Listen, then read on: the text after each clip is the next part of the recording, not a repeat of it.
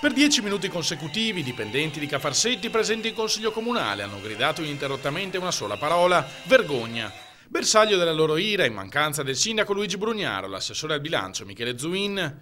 L'incontro tra sindaco e rappresentanze sindacali, lungi dal calmare gli animi, ha reso la frattura ancora più insanabile. Noi abbiamo rappresentato le nostre due fondamentali richieste, che sono la proroga dei precari e il ripristino di una parte significativa del fondo. Dai 9 milioni dello scorso anno, Brugnaro si è dichiarato disponibile a stanziarne uno soltanto. Col bilancio in queste condizioni, sostiene, di più non posso fare. Sui precari, l'unica nota, degna di attenzione è che ha dichiarato che le risorse ci sono, ma lui, rispetto alla proroga, che normalmente viene effettuata dagli uffici amministrativi, si sta riservando una valutazione di carattere imprenditoriale, vuole vedere i curriculum e decidere lui. Non si possono gestire le relazioni dando il segnale che le richieste dei lavoratori non hanno nessun peso, si lamenta il sindacalista. Nel passato abbiamo fatto dei buoni accordi anche sul sistema di valutazione, non tutto è da buttare a mare. Se c'è una discontinuità da parte di questa amministrazione, in particolare di questo sindaco, è il suo atteggiamento